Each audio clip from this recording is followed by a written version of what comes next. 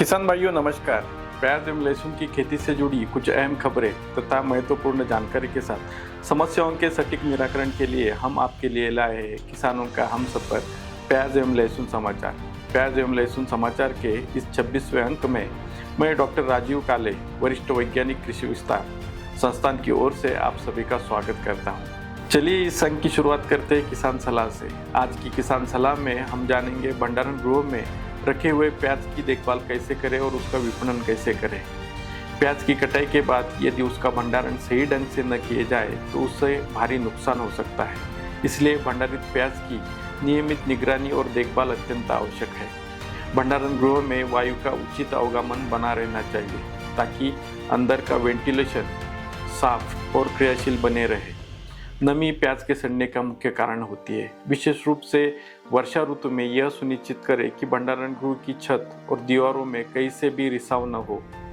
छत से पानी टपकने की संभावित जगहों की अगर समय रहते ही सफाई या मरम्मत ना करें तो उससे पानी टपकने से प्याज की सड़ने और गलने की प्रक्रिया चालू हो जाती है। हर 7 से 10 दिन में प्याज की ढेर की सतह और अंदर की परतों की जांच अवश्य कर लें। यदि कोई प्याज सड़ती है या अंकुरित दिखाई दे तो उसे तुरंत अलग करें। प्याज की ढेर की ऊंचाई 4 से 5 फीट के अधिक ना हो ताकि नीचे की परतों पर प्याज दबकर खराब ना हो।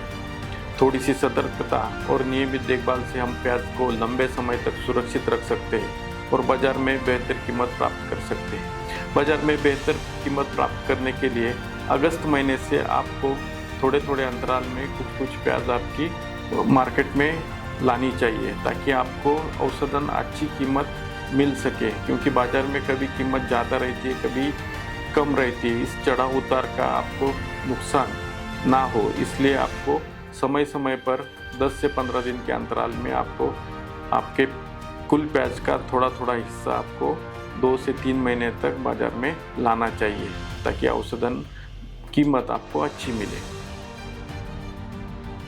चलिए दोस्तों, आज की विस्तृत चर्चा में जानेंगे खरीफ प्याज की रोपाई के बारे में। खरीफ प्याज की रोपाई करने से पहले सबसे पहले खेत की गहरी जुताई करनी है जिससे कि कीट के कोष व खरपतवार के बीच सूर्य के प्रकाश से नष्ट हो जाए। खेत की जुताई तब तक करनी है जब तक कि मिट्टी भुरभुरी ना हो जाए तथा क्यारियां तैयार करने से पहले पिछले फसल के बचे हुए अवशेष और खरपतवार बाहर निकाल दें। सड़ी हुई गोबर की खाद या मुर्गी की खाद या केंचुए की खाद 5 टन प्रति हेक्टर आखिरी जुताई के समय डालकर अच्छी तरह से मिला देना है। चौड़ी उठी हुई क्यारियां जिसकी ऊंचाई 15 सेंटीमीटर, चौड़ाई 120 सेंटीमीटर और नाली 45 सेंटीमीटर की क्यारियां तैयार करनी है। चौड़ी उठी हुई क्यारियां बनाने की तकनीक केवल टपक और फव्वारा सिंचाई के लिए उपयुक्त है। टपक सिंचाई के लिए हर चौड़ी हुई क्यारियां में 60 सेंटीमीटर की दूरी पर 16 मिलीमीटर आकार की 2 टपक लैटरल नलियां अंतर्निहित उत्सर्जन के साथ होनी चाहिए। 2 अंतर्निहित उत्सर्जक या ड्रिपर के बीच की दूरी जो 30 से 50 सेंटीमीटर की और प्रवाह की दर 4 लीटर प्रति घंटा रखना चाहिए। फव्वारा सिंचाई के लिए 20 मिलीमीटर आकार की 2 लैटरल के बीच की दूरी 6 मीटर और निर्वहन दर 135 लीटर प्रति घंटा रखना है। रासायनिक उर्वरक में नत्रजन, फास्फोरस, पोटैश तथा गंधक की मात्रा 110, 40, 60 और 30 किलोग्राम प्रति हेक्टर की दर से देनी चाहिए। नत्रजन 20 किलोग्राम तथा फास्फोरस, पोटैश एवं गंधक की पूरी मात्रा रोपाई के समय देनी है। शेष नत्रजन की उर्वरित मात्रा 3 समान भागों में रोपाई के 15, 30, 45 दिनों के बाद देनी चाहिए। खरपतवार नियंत्रण के लिए ऑक्सीफ्लोरोफिन 1.5 से 2 मिली प्रति लीटर या पेंडिमिथिलिन 3.5 से 4 मिली प्रति लीटर का छिड़काव रोपाई से पहले या रोपाई के समय करें। लगभग 40 से 45 दिनों के पौधों की रोपाई पंक्तियों के बीच 15 सेंटीमीटर और पौधों के बीच 10 सेंटीमीटर का अंतर रखकर करनी चाहिए। रोपाई के लिए पौध का चयन करते समय उचित ध्यान रखना है कि कम और अधिक आयु की पौध की रोपाई ना करें। रोपाई के पहले पौध के शीर्ष का 1/3 हिस्सा काटकर रोपाई करें। फफूंदी रोगों के प्रकोप को कम करने के लिए पौध की जड़ों को कार्बेंडेजिम 1 ग्राम प्रति लीटर तथा कार्बोसल्फान 2 मिली प्रति लीटर के घोल में 2 घंटों तक डुबोकर उसके बाद ही उसकी रोपाई करें। रोपाई के समय रोपाई के 3 दिन बाद सिंचाई करें ताकि पौधा अच्छा तरह से स्थापित हो सके। दोस्तों, अभी समय हुआ है प्रश्न और उत्तर का। महाराष्ट्र के मालेगांव तालुका के किसान श्री शांतिलाल बचिरे ने व्हाट्सएप के माध्यम से पूछा कि प्याज की फसल में टपक सिंचाई से क्या लाभ मिलते हैं। टपक विधि से 40 से 60% पानी की बचत होती है क्योंकि पानी सीधे जड़ों तक टपकता है। समतल सिंचाई में पानी का बहुत भाग जो बह जाता है और वाष्पित हो जाता है। टपक सिंचाई से पौधों को संतुलित और नियमित नमी मिलती है जिससे कि 15 से 25% तक का उत्पादन बढ़ता है। समतल सिंचाई में नमी असमान होती है और जिससे पौधों की बढ़वार पर भी असर पड़ता है।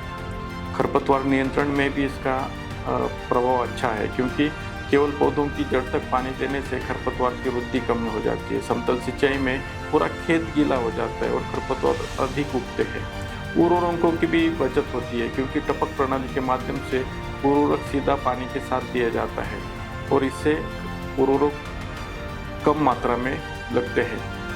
इस तरह से टपक सिंचाई में किसानों को पानी की बचत, उर्वरकों की बचत, खरपतवार में कमी और उत्पादन में बढ़ोतरी मिलती है।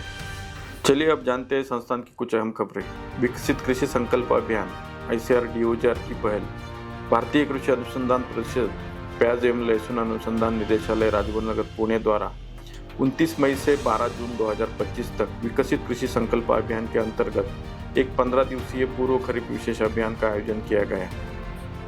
इस अभियान का मुख्य उद्देश्य किसानों को उन्नत कृषि तकनीक, प्राकृतिक खेती, मुख्य मृदा स्वास्थ्य, रोग प्रतिरोधक किस्में, ड्रोन एवं यांत्रिकरण तथा सरकारी योजनाओं की जानकारी देना था। ICAR-DOGR की 5 टीमों ने महाराष्ट्र के विभिन्न गांवों में जाकर किसानों से संवाद किया और तकनीकी सुझाव दिए। सभी वैज्ञानिकों एवं कर्मचारियों ने सक्रिय सहभागिता की। किसानों को मुफ्त तकनीकी साहित्य, ड्रोन प्रदर्शन एवं फसल स्वास्थ्य जागरूकता शिविरों से लाभ मिला। संस्थान के निदेशक डॉक्टर विजय महाजन ने इसे किसानों को आत्मनिर्भर बनाने की दिशा में एक सार्थक प्रयास बताया। संस्थान ने 19 जून 2025 को प्याज की किस्म भीमा डार्क रेड के व्यवसायीकरण के लिए मयूर सीड्स कॉर्पोरेशन जलगांव महाराष्ट्र के साथ लाइसेंसिंग समझौता ज्ञापन पर किए हस्ताक्षर। 23 जून 2025 ICAR भारतीय सब्जी अनुसंधान संस्थान वाराणसी के नेतृत्व में कृषि मित्र किसान उत्पादक कंपनी लिमिटेड मिर्जापुर के सहयोग से प्याज की व्यावसायिक खेती पर एक दिवसीय किसान संगोष्ठी का आयोजन किया गया। इस कार्यक्रम में संस्थान के निदेशक डॉक्टर विजय महाजन ने किसानों को प्याज की उन्नत खेती, उन्नत तकनीकों, उत्पादन वृद्धि के उपायों तथा बाजार से जुड़ाव की रणनीतियों के बारे में विस्तार पूर्वक जानकारी दी। संगोष्ठी में बड़ी संख्या में किसानों ने भाग लेकर इसका लाभ उठाया। किसान भाइयों, याद रखें आप व्हाट्सएप या फोन पर भी प्याज एवं लहसुन की खेती की समस्याओं के समाधान के लिए संस्थान से संपर्क कर सकते हैं, जिसके लिए संस्थान का व्हाट्सएप नंबर है 8459715576। किसान मित्रों, इस अंक का समाचार यहीं पर समाप्त होता है। नमस्कार, जय किसान, जय विज्ञान।